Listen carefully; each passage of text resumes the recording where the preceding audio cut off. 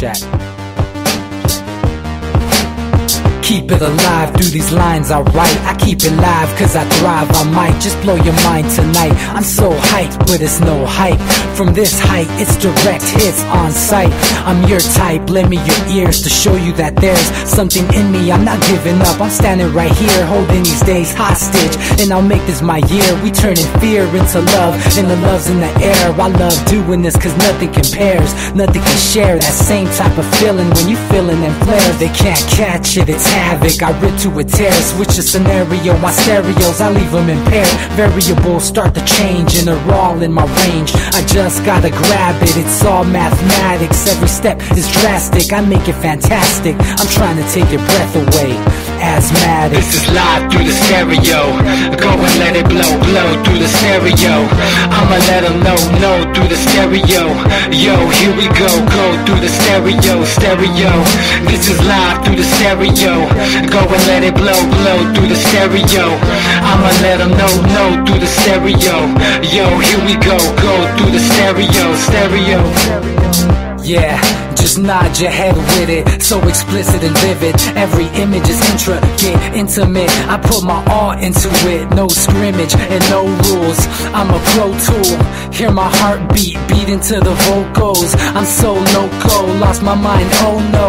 It's ponderoso, dope, so no overdose, cause it's dope, yo. Man, this is house grown, mixed with some milestones. So I let the style flow down like the Dow Jones, bringing it with some foul tones, letting the crowd know we getting loud, so it's eardrum rudiments. Yeah, we bring it rude again. Move, little hooligan. Music for tuning in, full time to the 10. I'm on my clock like I told you. I'm doing this for dreams. Hey everybody, welcome back to the Anti-Media Radio, once again with your host Nick Burnaby here on UCY.tv.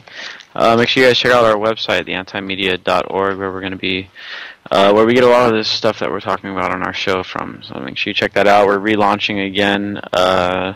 Should be at the beginning of the week with a new responsive site. So it's going to be a lot more mobile friendly and all that good thing. It's going to be the same basic layout. We're adding a few new journalists as well, which is pretty exciting. We may have someone coming over from benswan.com and work with us as well.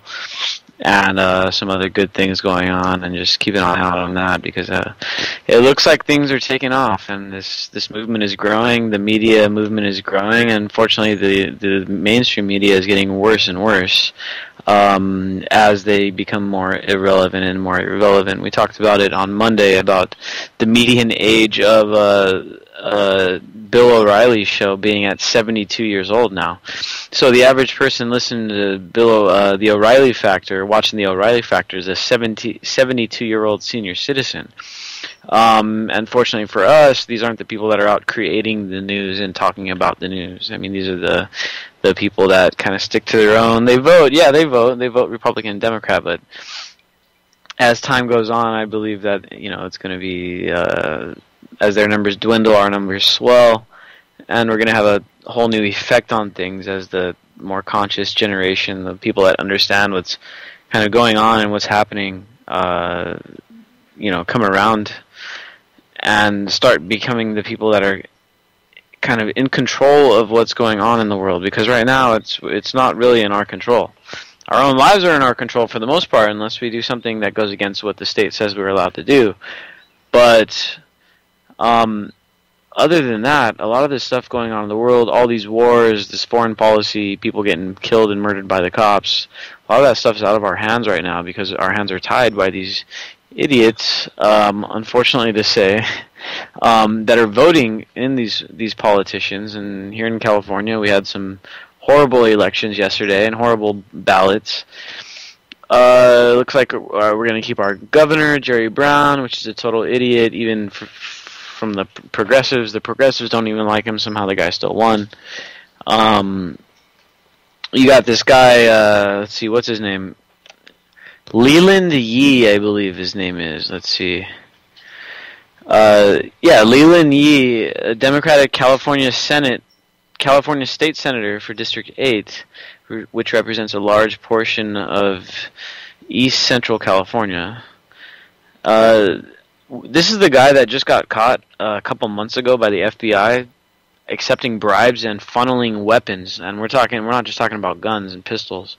We're talking about RPGs to the Chinese mob in California. And this guy got caught by the FBI, and he's arrested. He's either in jail right now or he's out on bail. And guess what? He still got more votes than the guy that was running against him in the election, which just goes to kind of show how uninformed people are that are actually voting. Now, if you ask me, I don't know. Like, I think a lot of the people that are like the most aware of what's going on are the most disillusioned at the same time. So these people aren't really voting. I know I didn't vote, and a lot of my friends didn't vote, and a lot of my friends and me kind of know what things are going on. And I think it gets to a point where it just gets so redundant, and so many times, how many times do we have to vote? How many times do we have to go through this process over and over again, only to see it change between Republican and Democrat? In the end, nothing ever changes. Bush was horrible, and everyone's like, well, screw Bush and all the Republicans. Let's elect a Democrat, and let's elect this guy, Obama. Well, guess what? Nothing really changed. I mean, he carried on pretty much the same exact policies: the Patriot Act, the NSA, the foreign policy, the wars. He knocked over Libya's government, tried to knock over Syria's government. They're all over Africa now. So basically, everything got carried on. And I think people, the people that are the most, the people that really understand what's happening have kind of just got so tired of this process, so tired of this voting, and so tired of this over and over same process and the same exact people getting elected and reelected, and then you got Clinton, and then you got Bush, and then you got Clinton, and then you got Obama, and then you got Bush. I mean, it's almost like a monarchy. And in fact, I mean, the country is known to be an oligarchy according to a study released by Stanford. So I mean, it just goes to confirm what we kind of already know, that no matter what we do, no matter how much voting we do, it doesn't really change that much. And if voting, it's like that old saying, if voting changed anything, it would be illegal. That's like what they say. So I guess it's kind of one of these things where we got to figure out some alternatives. What can we do besides just voting, and besides just pinning our hopes on these politicians? And even if our politicians that we wanted to win, and I didn't really pick any favorites in this election because I didn't really know any of them or anything like that, but even if the politicians that you like win, just like a lot of people liked Obama when he won, that doesn't mean that they're going to actually do what they say, or do as they promise, or do anything that you actually want them to do. They may just go get in there and just do whatever their advisors tell them what to do, or whatever the money tells them what to do, or whatever the influencers want to tell them what to do. Now we know that Obama had a file on him from the NSA. The NSA was tracking Obama as he went into the Senate. And so we know that they definitely have dirt on the guy. So if you want someone to do something for you, well, in the government, what you do is you get dirt on people, because you're not allowed to use money to influence people in government, because that would be considered corruption, especially if you got caught. But you use this leverage that you get on them. You use this dirt and use coercion like that. And so whether Obama was elected with good intentions or not doesn't really matter, because the fact is he's doing what he's doing, and a lot of it is pretty bad stuff. Now, the NSA, these dragnets, FBI, all this huge bureaucratic dragnets that we have spying on every single person that's living basically on the earth, they're used and they're saved, and all these bits of data can be used against you one day. If ever there's a time when you become, if you invent a product or something, and it becomes a huge threat to a certain industry, and this industry is heavily embedded in the government, they could easily just drudge up this data, if they wanted to, and throw it out and use it against you. And I believe that's what they do to most of these politicians. I believe Hoover was the guy that really got the ball rolling, and I doubt that it's stopped. It's probably gotten a lot worse, and now especially when they have this huge setup where they were able to troll everybody's stuff.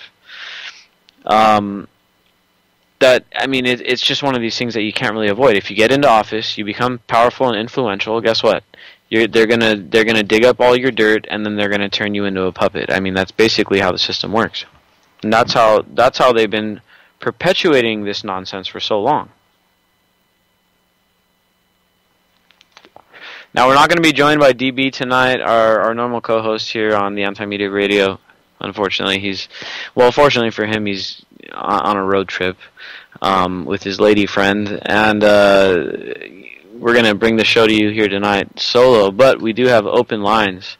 If anybody wants to call in, we're getting ready to jump into this Bo Bergdahl story and break this thing down, because I think that it's total hypocrisy, and to say the least, I guess. If anybody wants to call in and chime in on this thing, any of the news that's been going on this past week, you want to talk about Ukraine, Syria, anything like that, feel free to call us, 1-718-717-8296. Once again, 718-717-8296. Call us up and let's talk about anything you guys want to talk about, as long as it's relevant news. I don't want to censor anybody, but let's try to keep it relevant and talk about, something that's going on right now. So this whole Bo Bergdahl thing.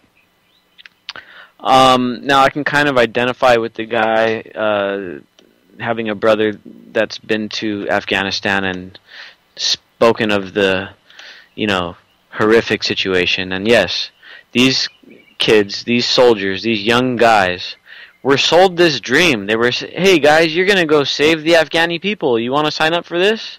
And of course, kids are going to be like, yeah, I want to save people. I want to help people, because humans are naturally, pretty good.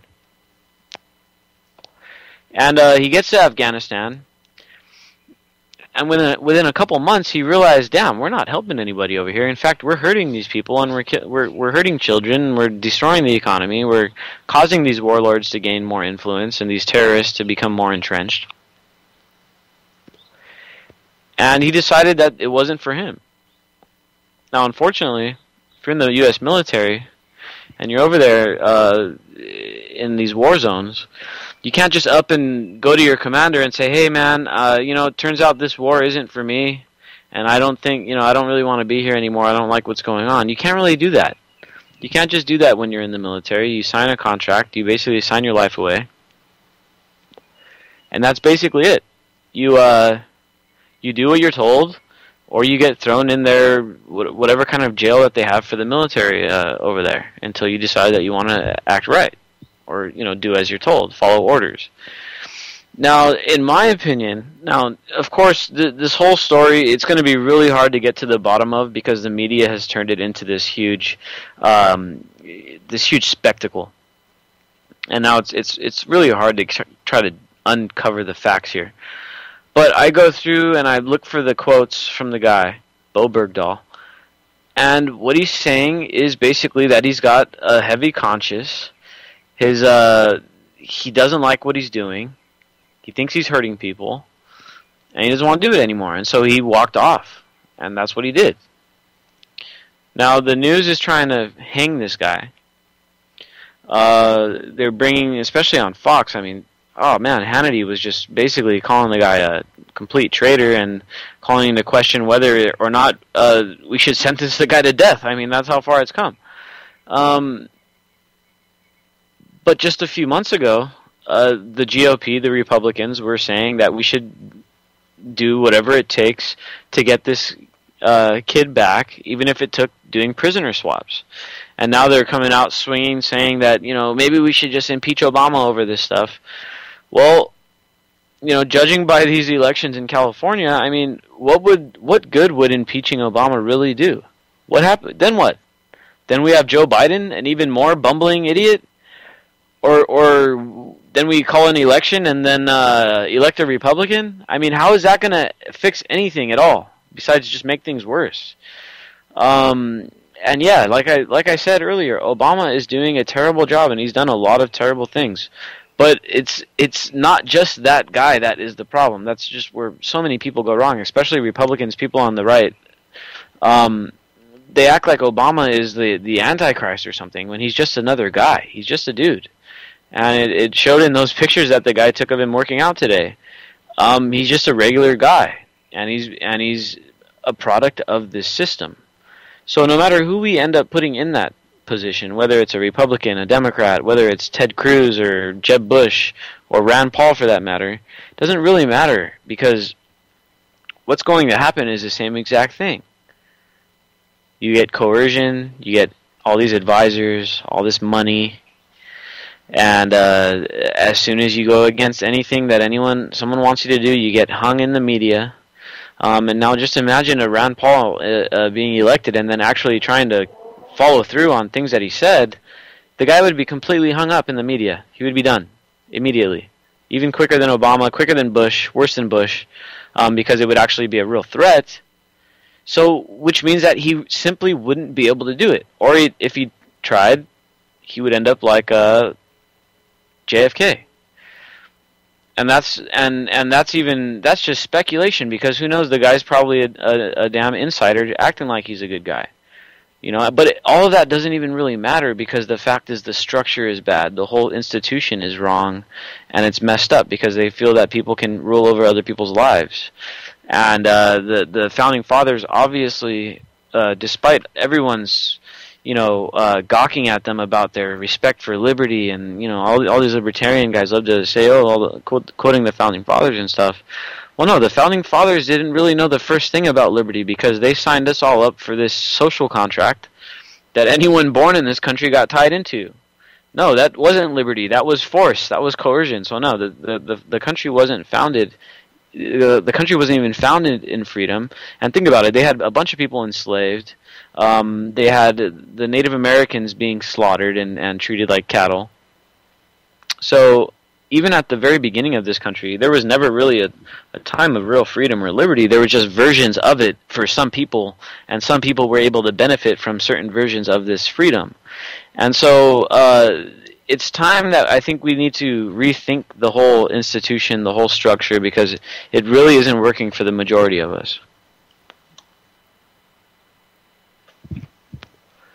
Now, this whole Bo Bergdahl thing,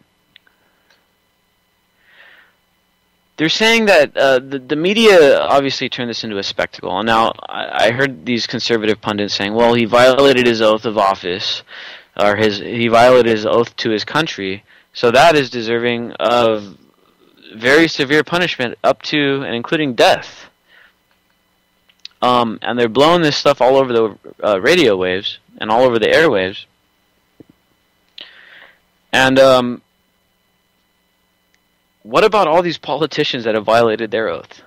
That's what I want to know. That's what I want to figure out, because this is the thing that they tend to not talk about or not mention. This whole deal with Bo Bergdahl shouldn't even be news.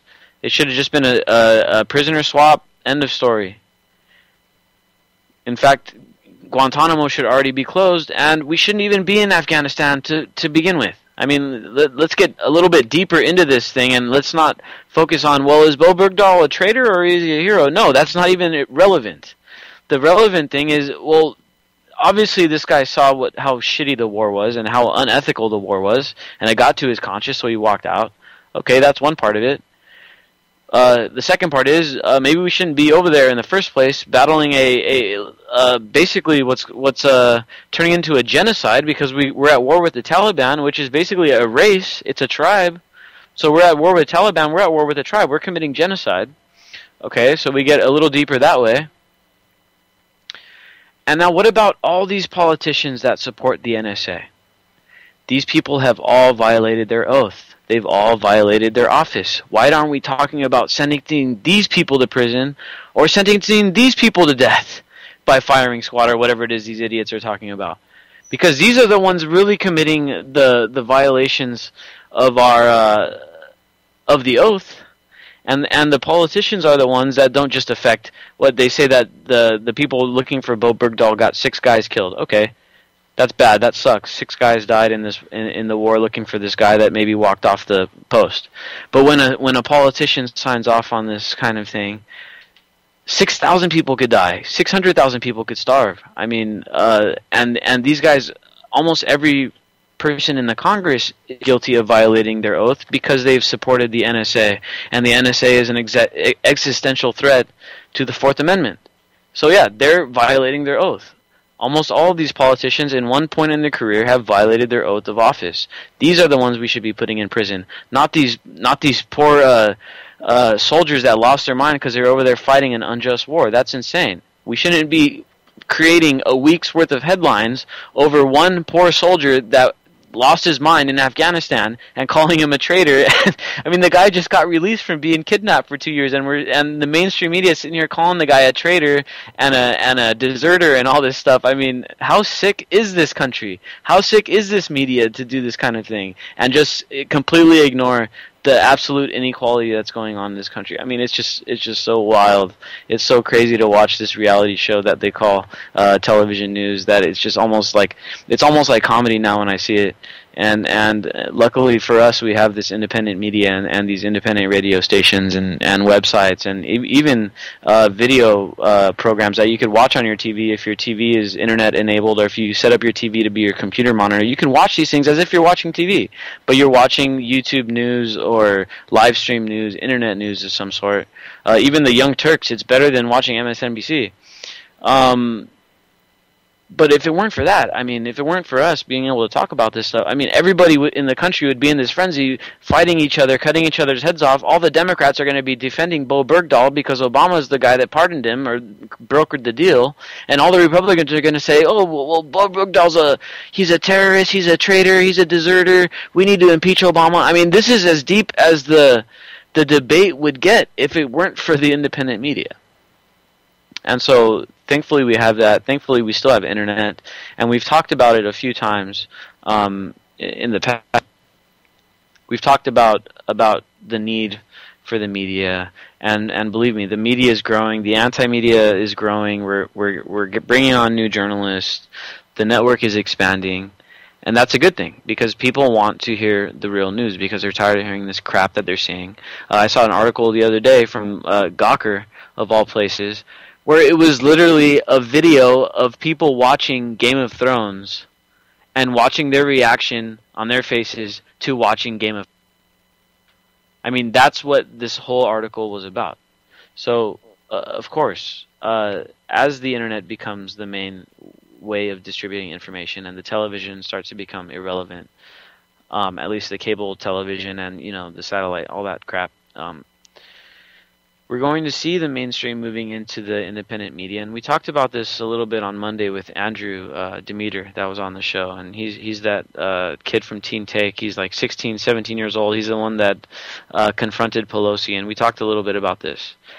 The mainstream media is going to begin trying to buy out a lot of these internet-based news websites, like, for instance, that I brought up earlier on Monday, BuzzFeed. I mean, I don't know who owns BuzzFeed or anything like that. I'm just speculating here. I'm not trying to say, BuzzFeed's getting bought out. I'm just saying, for instance, a company like BuzzFeed can be bought out by the likes of maybe Fox News or News Corp, the people that own Fox News. And that's what we're going to see start happening as the TV stuff becomes irrelevant. So, I mean, supporting independent journalism, it's not as simple as just going on the internet and getting your news from the internet. I mean, we have to be conscious about who owns what and where the news is coming from. If it's coming from the AP, which is almost everything now on the mainstream stuff is dictated by the AP, then you have to understand that there's going to be a neoliberal slant to this stuff that's going to be pro-U.S. foreign policy, pro-U.S. government, anti-Iranian, anti-anyone that goes against U.S. policy, even though a lot of the criticisms are very valid. But that's just how it is, because the AP is basically the newswire service that Fox News, CNN, MSNBC, NBC, CBS, all these companies, they get all their press wires, all their breaking news from the Associated Press. So the Associated Press has an outsized influence over things. So anything that you see online that is coming from any of these big news conglomerates, and you see that it's coming from the AP, then you know that it's coming from this neoliberal type of viewpoint that's going to wind up not questioning our foreign policy, not questioning any of our industrial complexes that are heavily embedded with the government, And these are the we need to support the opposite. We need to support the independent websites that aren't affiliated with the AP, that are going to question foreign policy, that are going to question the official narrative on things, even if they question a narrative that ends up not being the truth. I mean, at least they're questioning the narrative. I mean, at least it's not just hook, line, sinker. Okay, the government says this, and they just regurgitate the facts. I mean, look where it's gotten us. It's gotten us into all these wars, and it's gotten us into this situation with Bo Bergdahl. So, I mean, in the end, the Bo Bergdahl thing, I think, honestly, it's just a huge, huge distraction. If we're going to talk about violating oath of office and abandoning the country and stuff like that, I mean, let's look at the biggest offenders of them all. I mean, why are we focusing in on these petty criminal? I mean, it's just one kid. It's one guy that deserted his post. Big deal. Why are we focusing in on the petty quote-unquote criminal when we got these other guys violating their oath, causing effects on millions of people and causing harm and death to people all over the world, in the Middle East, Africa, and all these places, and hiking up this war in Ukraine and all this stuff? I mean, these are the people that we need to really be throwing in the prison cells and putting up on the chopping block or whatever it is that we're going to do to these people when they violate their oath of office. I mean, Bo Bergdahl is just small beans, shouldn't even be in the news. The World Cup going on down in Brazil, coming up pretty soon here. I think it's going to be this month. Now, we kind of see this everywhere. We saw it in Russia when Russia was building up for the Olympics. We saw it in China when China was building up for the Olympics. These countries, and now in Brazil, building up for the World Cup, they're going in.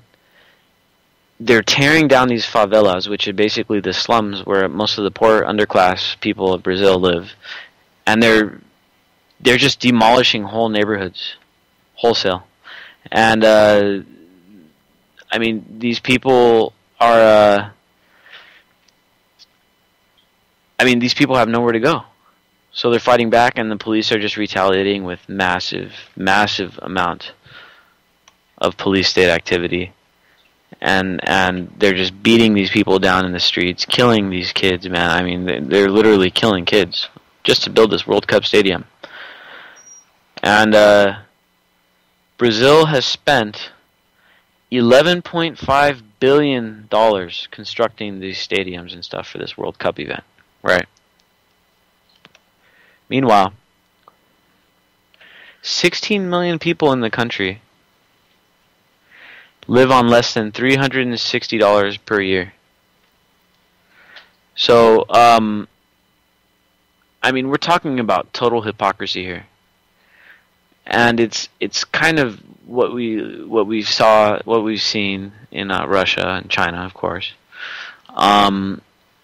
where these oligarchs, the ruling class, just really is completely disconnected from the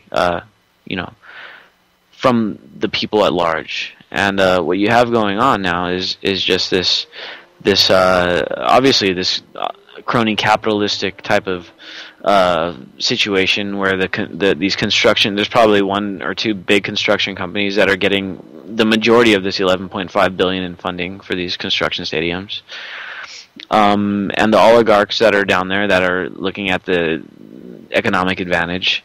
Now everyone's like, oh, well, it's going to create jobs and it's going to do all this and all that. But no, at the same time, not really. It's going to create temporary jobs. A bunch of guys are going to get part-time work or short-term work, seasonal work. Once the stuff's built, then what? It's going to fall into ruin, and then all the poor people that survive this crackdown are going to have to rebuild their favelas because they just don't have the money, because their economic system, just like ours, is highly, highly regressive, and the wealth gap is just enormous down there in Brazil. It's even worse in here, which is hard to believe. You got massive protests going on now, and the worldwide community is really standing up on this one. You got all these anarchists down there in Brazil, all these protesters and stuff. they're making a stand. And there was even Native American guys down there shooting these cops with arrows. I mean, I don't know if you guys saw this. I didn't end up getting it on the anti-media, but a couple of our friendly partner sites covered the story. And yeah, these guys were literally down there, Native American guys down in Brazil, taking these cops on with bow and arrow. It was covered by revolutionnews.com. You guys can check it out there. I believe they covered that. But the people are just completely tired of the oligarchy. And I mean, the World Cup is just kind of like this straw that's getting ready to break the camel's back. We'll see how it goes as the month goes on. The World Cup is set to begin. As people start rolling into the city, we're going to see what really happens. Are these protesters going to be able to cause some real disruption? And then I mean, who knows what's going to happen? I mean, it's hard to say, but we're going to try to cover it with some live streaming video from the area and get some people on it. I know there's going to be a few live streams down there, and yeah, we're going to cover this news in Brazil as it unfolds. And I mean, it's just another one of these. We posted the link earlier today about the story, and someone commented, "Yeah, it's going to create jobs." Well, no, they're killing people, man. That does not. You can't make jobs and rationalize killing people just to make jobs. I mean, that's just completely insane. And they're throwing people off of the places where they live. I mean, that's just a blatant violation. You can't do that kind of thing. And the people are just tired of it. Now, Monday I mentioned this, but we didn't get to jump too far into it. But they got these vape pens, these e-cigarettes, all this stuff that everyone's smoking on nowadays. And you could smoke them inside, and you could smoke them inside and all that stuff, and it's supposed to be a lot healthier than smoking cigarettes. We all know cigarettes are bad for you and all that good stuff. But now the governments around the world are trying to crack down on these things because it's become a big marketplace. It's probably worth over $1 billion now, and so now the government's like, well, we want a cut. The government wants a cut of it. They want to regulate, tax it, and all that good stuff. And then you got these scientists that came out and they're like, hey, you guys need to not mess with this stuff because it's helping a lot of people quit cigarettes. And I've met a few of my friends that have quit cigarettes using these vape pens and stuff. So yeah, I mean, I've seen it work firsthand. And these scientists are saying the same thing. Hey, this stuff's working. Let's let it just, let it run its course without letting the government get involved, because right now it's doing great. The market is booming. A bunch of people are quitting cigarettes. A bunch of people are starting to smoke these other things. People are able to smoke cannabis products in with these vape pens, which I think is pretty awesome, and get away with it in more public places and things like that. And of course the government wants in on it. And now the other factor that we have to always think about here with the government and the whole corporation, industrial complex and all that crap,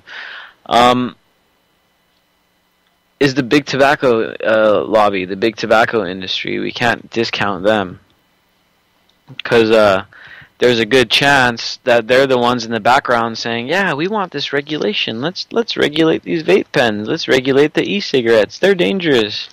Because that's what these giant mega corporations do. They don't compete. They don't try to come out with a better vape pen or come out with a cigarette that's less harmful. They try to use the government to go in and destroy the competition. And that's the very basis of what American capitalism has become over the past 100 years or so, since the Fed has been created and since all this monopolistic ideology has come into play, where it's not so much about competing, it's about stifling. And I think Rockefeller is a perfect example. Rockefeller wasn't a marketeer, he was a monopolist, and he was trying to shut everyone out of business and control the flow of economics. Instead of improving the flow of economics, he wanted to control it.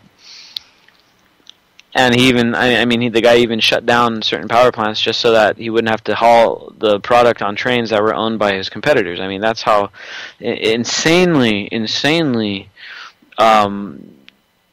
just confused these guys were about economics. They didn't get it. They thought that, squeezing resources and monopolizing resources was the way to grow economies. Well, no, it's a way to stack a lot of resources and centralize them. But it's not a good way to ensure the economic prosperity of the species as a whole. And I think that's where more and more the economic thought, open source, Creative Commons and things like that is going. Is people are starting to realize, look, like it's not about monopolizing the info, it's about continuously improving on it and making it better and better and better. And as long as we can keep making better ideas and better products, then people will keep buying them. But unfortunately, as the American experiment has come to mature, and I think that's where we're at now. We're at a place now where we're over our peak. Obviously, we're over our peak, but we've matured, and what is turned into is no longer this marketplace type of situation. It's kind of this centralized capitalist American capitalist situation, where it's more about monopoly and control than it is about economics and theories and ideas. So, I mean, we see it in all the marketplaces that are becoming new. The internet, the government's all over the internet. The government basically controls the internet. We see it in the marijuana trade, the hemp trade, even the controlled opposition, which in my opinion are these activists that advocate tax and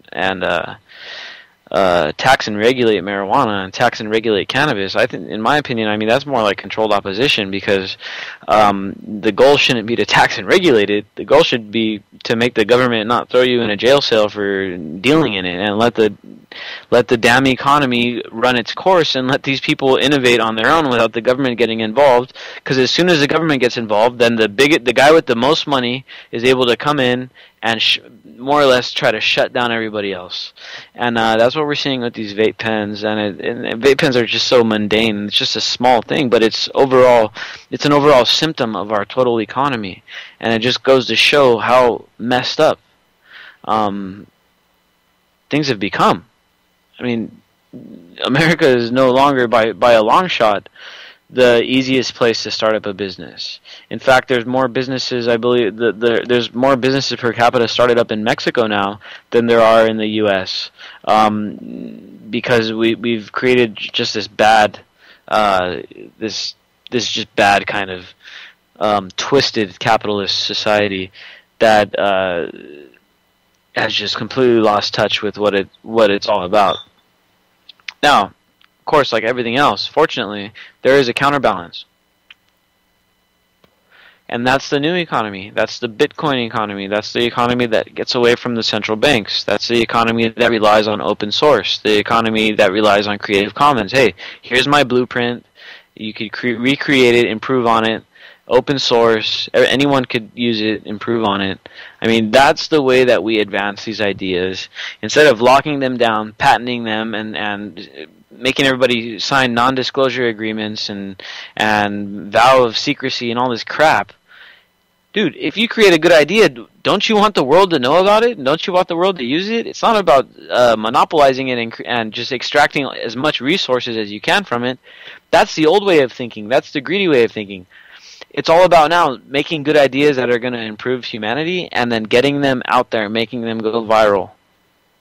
You don't got to own every little single part of it. You just got to know that you're helping the world get better. That's it. I mean, what else more? What more could you want? And, that I think is where the new economy is going. Most of these young tech startups, they're all open source. All the Bitcoin stuff is open source. And I think this is the way that's going to resurrect freedom and liberty for the world, I think. And as we do it, other places are going to do it. Everyone's so interconnected nowadays.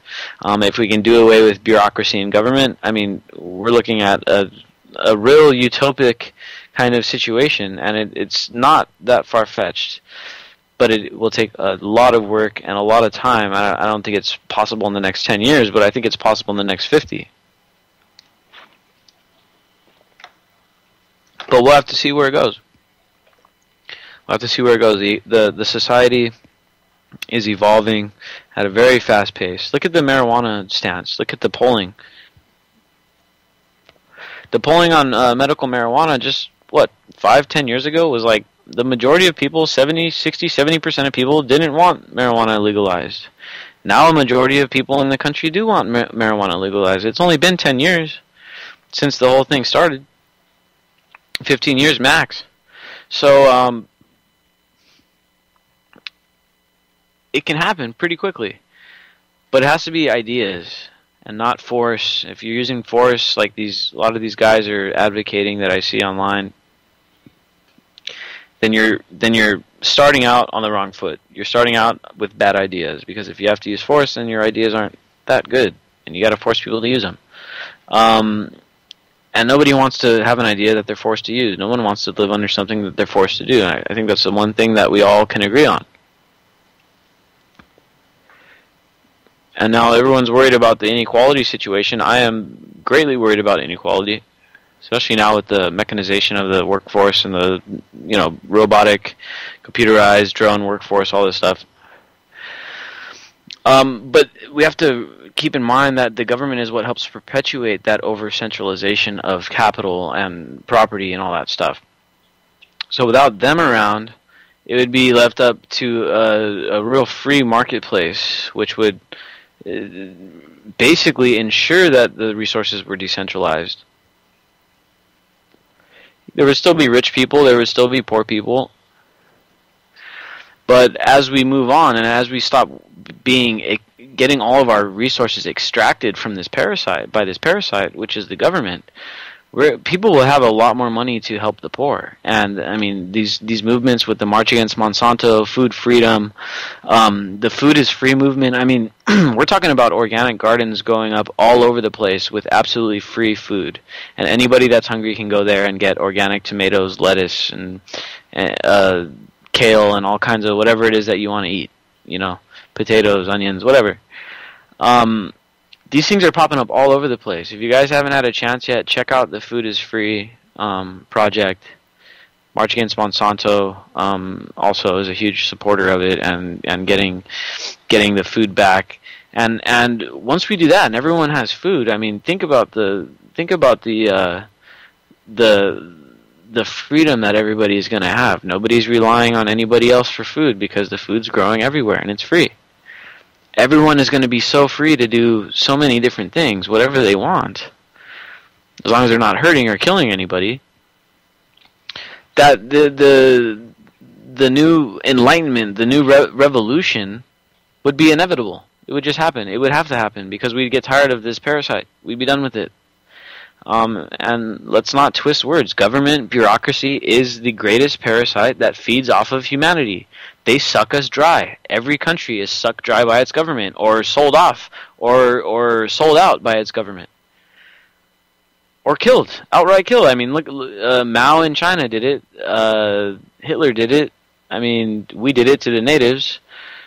I mean, these guys are at the root of our problems, and I think as we evolve as a species and we come to realize, okay, well, maybe we need to get rid of these parasites. Maybe we need to vaccinate ourselves from the government, which is a good way of putting it, so that we don't have them anymore, and we keep ourselves immune from them, and then we govern ourselves, and we control our own lives, and we work in our families, and we work with our neighbors, and we work within our communities. And a lot of people say, well, maybe we need a national defense. Yeah, well, maybe we do need a national defense, but it does still, at the same time, it doesn't have to be run by the damn government. It could be run in a kind of militia, tribal manner, where there's a council of people that are elected by each militia and that are directly controlled by the people that decide on what we want to do. Because right now we don't really have a national defense. If we were to be invaded, we wouldn't be that. Yeah, we have natural invade-proof built into us because we have so many people that are armed. But other than that, our guys are spread all over the place, all over the world. We don't actually have a national defense. Our guys aren't really here, holding off anyone from invading or anything like that. They're all over the place, all over the world. They're in Korea, they're in Japan, they're in Germany.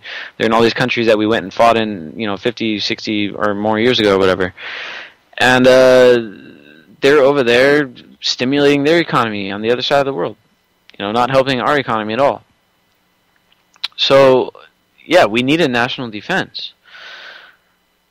But I think that as the world evolves together, and I think if we're able to get it going first, because considering we have the biggest military in the world, it would be helpful for us to first get our government under control, so that way the rest of the world. I mean, if we look at all these revolutions going on in all these countries, they all know that they're trying to get a better world, or a better life.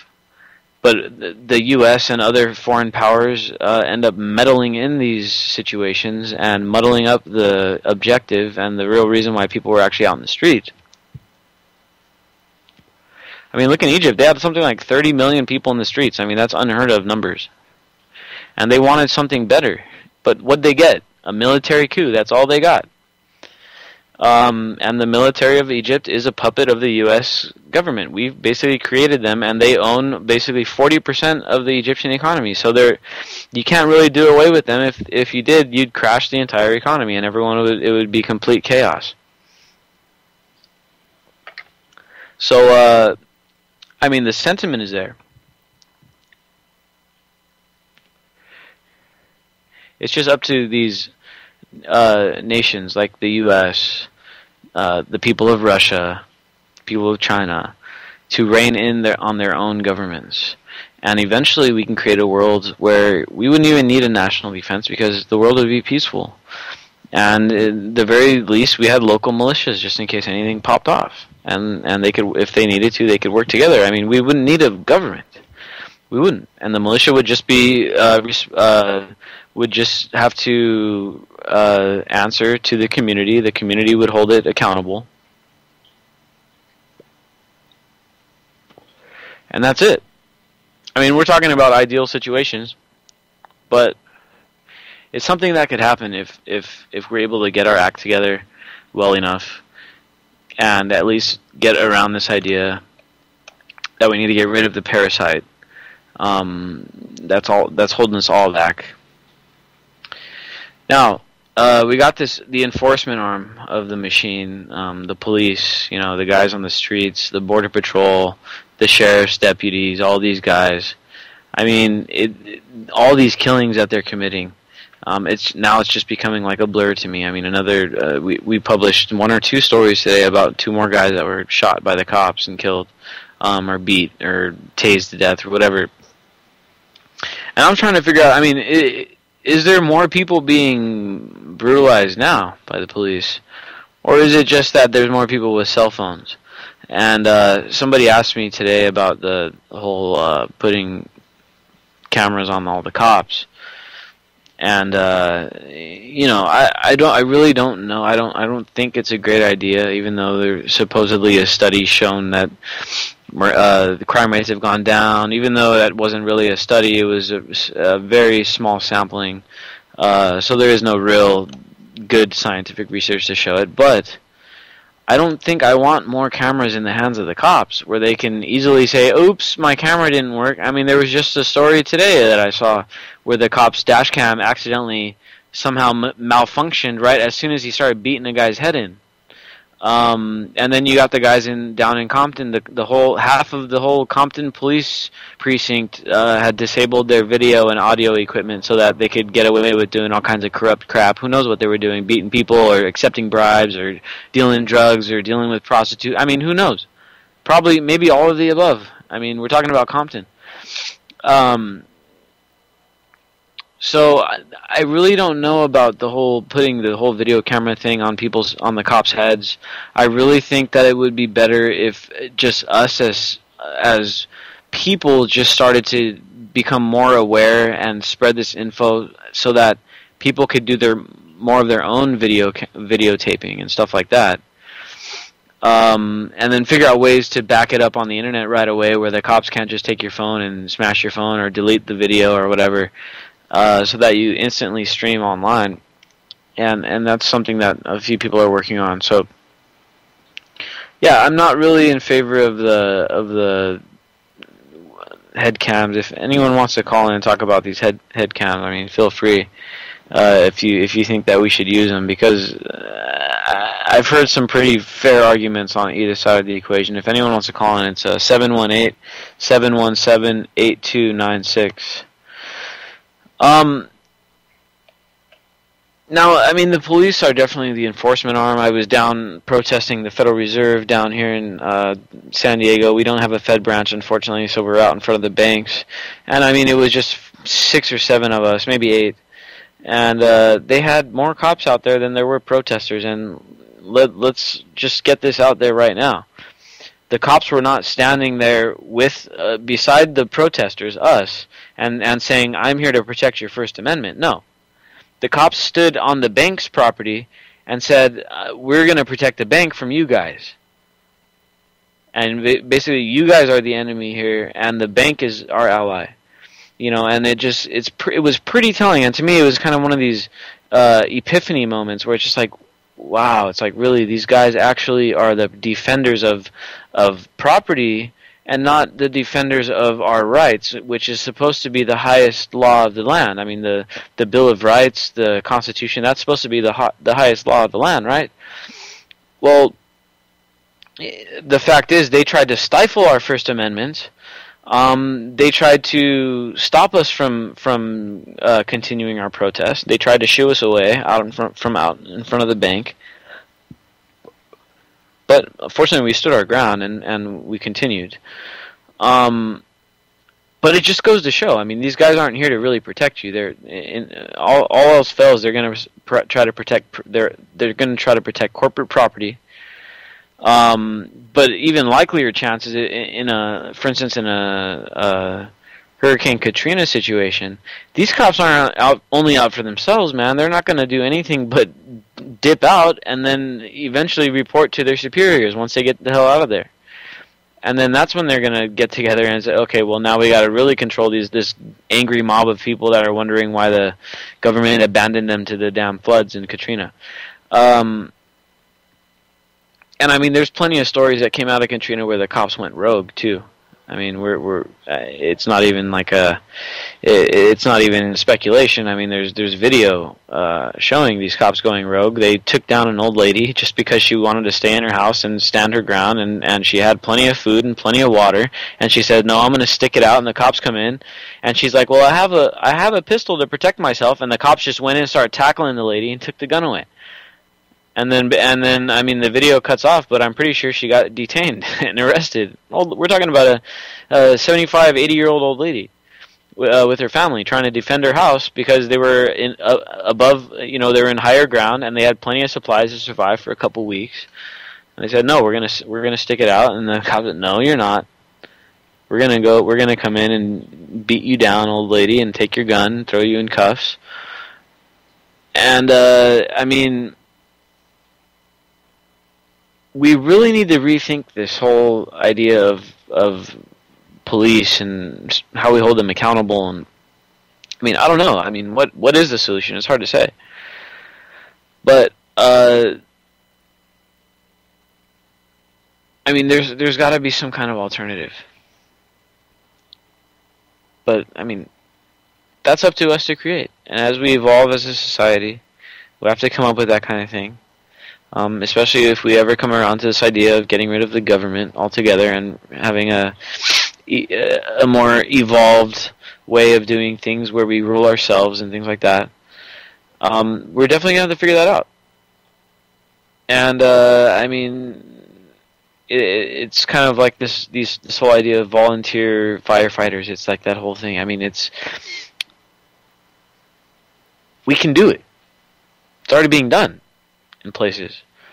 So to say that, oh well, no, if we didn't have it run through the government, then it would be total chaos and people would be getting killed left and right. Well, actually, probably not, because I think that if it was like that, it would be less people getting killed. Because the cops killed 5,000 people since 9/11. It's a lot of people. Alright, we got a call coming in. Hey, how's it going? You're on the Anti-Media Radio. Hey, Nick, how everybody else doing? How everybody else is doing tonight? Hey, pretty good, man. How's it going, Alberto? Alberto, one of my activist friends here in San Diego, man. Thanks for calling in. What do you want to talk about? Well, I guess I'm going to try to make some sort of a connecting point between the elections and the cops. Pretty much, even though, yes, I went to vote, and it was one of the elections I was least looking forward to, but it's about, I guess, outreach in the issues that are at hand. Sometimes the smallest decisions can make, in the long term, the biggest impacts, like choosing your leaders and whatever. For example, like Congress is pretty much one of the, unsurprisingly, one of the least popular Congresses in history, according to Point. That apparently herpes is more popular than Congress. I got herpes, but at least I'm not have to deal with Congress. But anyways. Well, it's pretty much decisions. Like whoever you put up to represent, those people make your decisions, and whatever. Like in the case of the cops, especially in Oceanside, which pretty much have a very long history of trying to screw with the people, especially the Latino population, whether it's house evictions or pretty much like I cannot believe I forget these. What's that thing that they do that pretty much that they, roadblocks are checking that under the excuse that checking for DUIs, but checking that they're undocumented, they pretty much, I guess you... Yeah, the checkpoints, the DUI checkpoints. Oh, yeah, well, pretty much in Oceanside, pretty much, unfortunately the police are not being held accountable because they're shielded by their pretty much local officials, but pretty much give their marching orders to pretty much, do their thing. And that's, I guess that's basically the main three things. Outreach of your viewpoints. Pretty much we cannot just settle for preaching to the choir. We gotta expand to our friends, relatives, whatever. Hey, check this out for so and so reason, or whatever. And let me see, what are the other two? Yeah, exactly, man. I mean, it's like it's all about branching out and infecting new people with these ideas of freedom, man, of freedom and justice and all these things. Because the way that it's being done now, it's like the way politics are run, it's like this old corporate kind of system where it's orders from the top come down, you know what I mean? Trickle down economic, trickle down politics is the same thing.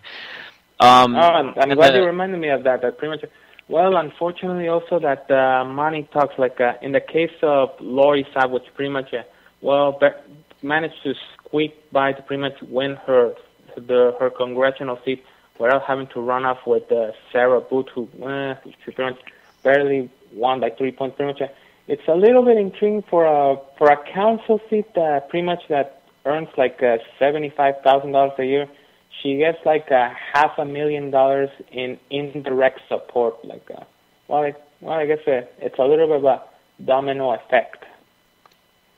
Yeah, man, it comes down to this: the guy with the most money, the woman with the most money, whatever, is gonna basically win most of the elections. And of course, there's going to be a few underdogs that win, but it's only a very small percentage.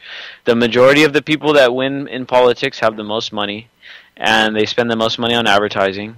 And so, it's basically a system based not on representation of the people. It's based on representation of the wealth. And unfortunately, the wealth is centralized among only a very small handful of people, so the politics only reflect a small handful of people's viewpoint, and unfortunately, it doesn't improve our lives at all. Hey, Alberto, thanks for calling in. What's your Twitter handle real quick? You can look me up at 314 Love Machine, but also look up Nick's Twitter at the Anti-Media One. Pretty much, I wish I would have called in a little bit earlier. Thanks, man. Catch you guys. Here we go through the stereo.